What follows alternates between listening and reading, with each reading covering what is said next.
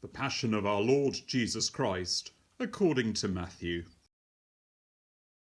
Jesus went with the disciples to a place called Gethsemane, and he said to them, "Sit here while I go over there and pray." He took with him Peter and the 2 sons of Zebedee, and began to be sorrowful and agitated. Then he said to them, "I am full of sorrow even to death. Remain here and stay awake with me." And going a little farther, he threw himself on the ground and prayed, "My Father, if it is possible, let this cup pass from me. Yet not what I want, but what you want." Then he came to the disciples and found them sleeping. And he said to Peter, "So could you not stay awake with me 1 hour?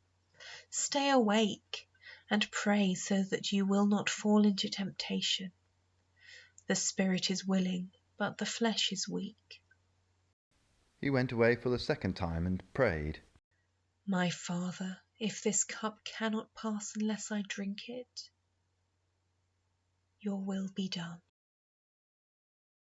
Again he came and found them sleeping, for their eyes were heavy. So leaving them again, he went away and prayed for the 3rd time, saying the same words. Then he came to the disciples and said to them, "Are you still sleeping and taking your rest? See, the hour is at hand, and the Son of Man is betrayed into the hands of sinners. Get up, let us be going. See, my betrayer is at hand." While he was still speaking, Judas, one of the 12, arrived. With him was a large crowd with swords and clubs from the chief priests and the elders of the people. Now Judas, the betrayer, had given them a sign, saying, "The one I will kiss is the man. Arrest him." At once he came up to Jesus, kissed him, and said, "Greetings, Rabbi." "Friend, do what you are here to do." Then they came and laid hands on Jesus and arrested him.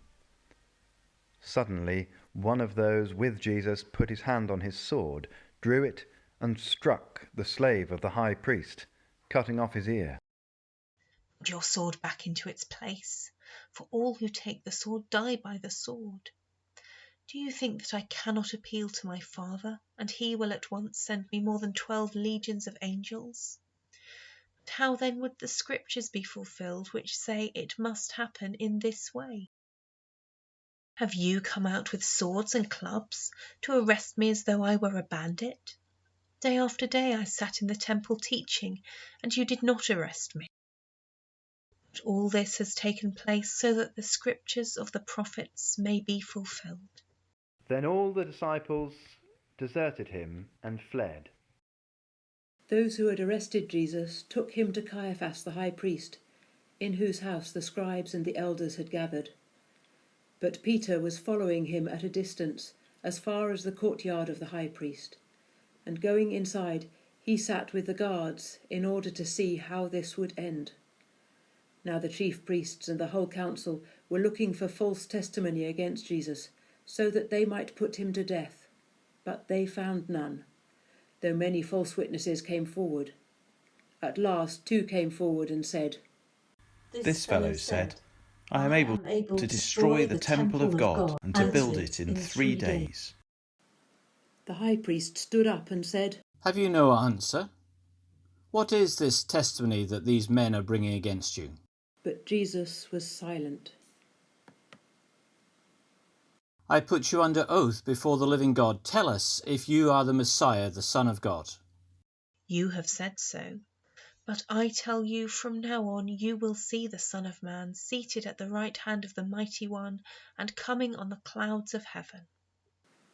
Then the high priest tore his clothes and said, "He has blasphemed. Why do we still need witnesses? You have now heard his blasphemy. What is your verdict?" He deserves death. Then they spat in his face and struck him with their fists. Others slapped him, saying, "Prophesy to us, you Messiah. Who is it that struck you?" Now Peter was sitting outside in the courtyard. A servant girl came to him and said, "You were with Jesus the Galilean." But he denied it before all of them, saying, I do not know what you are talking about. When he went out to the porch, another servant girl saw him, and she said to the bystanders, This man was with Jesus of Nazareth. Again he denied it with an oath. I do not know the man. After a little while the bystanders came up and said to Peter, Certainly you are one of them, for your accent betrays you. Then he began to curse, and he swore an oath. I do not know the man. At that moment the cock crowed. Then Peter remembered what Jesus had said. Before the cock crows, you will deny me 3 times. And Peter went out and wept bitterly. Early in the morning, all the chief priests and elders made their plans against Jesus to put him to death. They put him in chains, led him off, and handed him over to Pilate, the Roman governor. Jesus stood before the governor, and the governor asked him, Are you the king of the Jews? You say so. When he was accused by the chief priests and elders, he did not answer.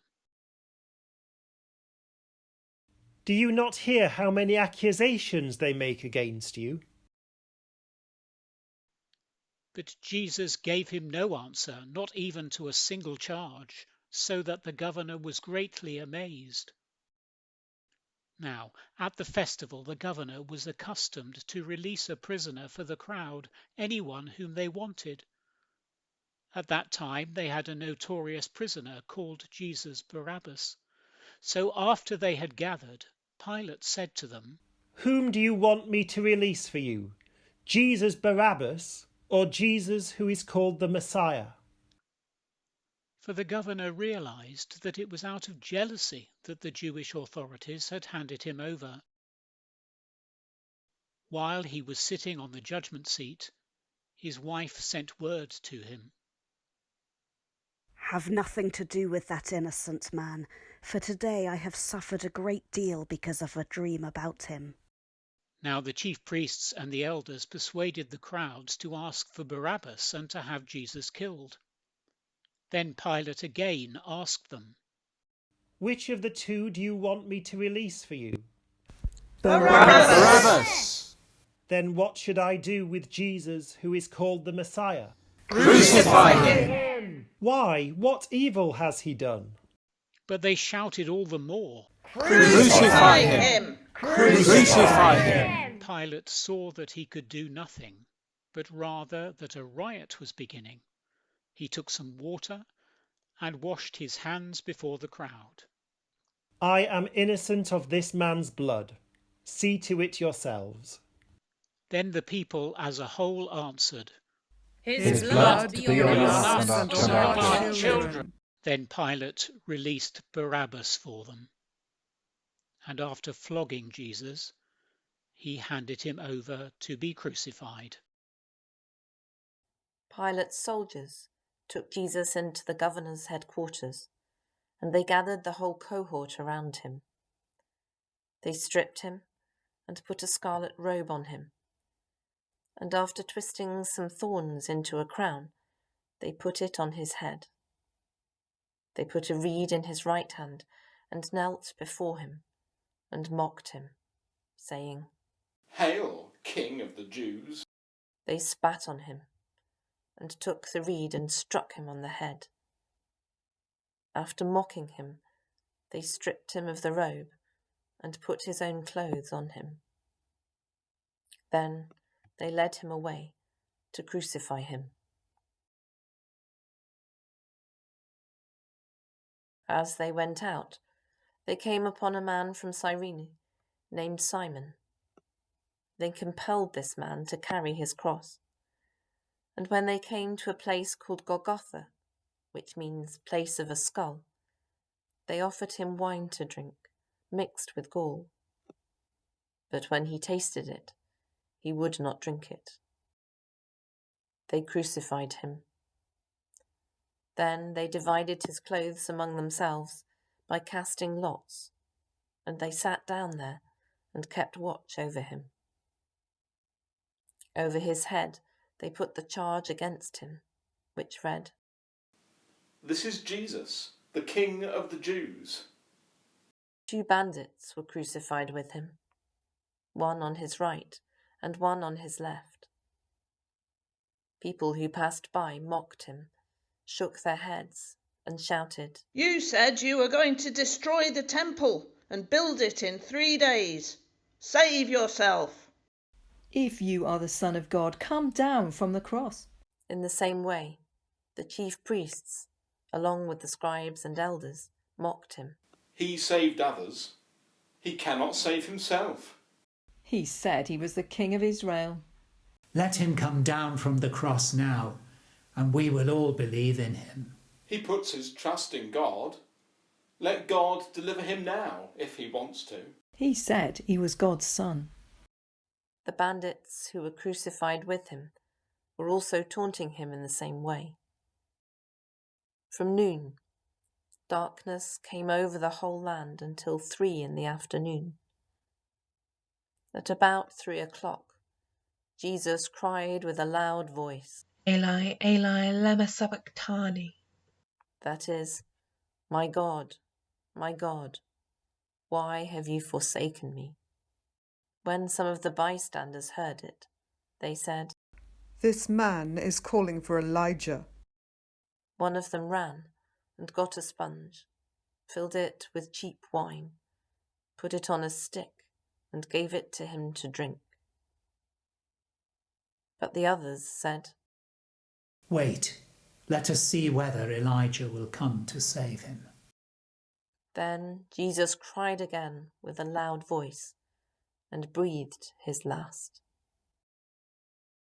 At that moment, the curtain of the temple was torn in 2 from top to bottom. The earth shook and the rocks were split apart. The tombs also were opened, and many of God's people who had died were raised to life. After Jesus was raised, they came out of their tombs and entered the holy city, and many people saw them. When the centurion and those with him who were keeping watch over Jesus saw the earthquake and what took place, they were terrified and said, "Truly, this man was God's son." Many women were also there, looking on from a distance. They had followed Jesus from Galilee and had provided for him. Among them were Mary Magdalene, and Mary, the mother of James and Joseph, and the mother of the sons of Zebedee. When it was evening, there came a rich man from Arimathea named Joseph, who was also a disciple of Jesus. He went to Pilate and asked for the body of Jesus. Then Pilate ordered it to be given to him. So Joseph took the body and wrapped it in a clean linen cloth and laid it in his own new tomb, which he had hewn in the rock. He then rolled a great stone to the door of the tomb and went away.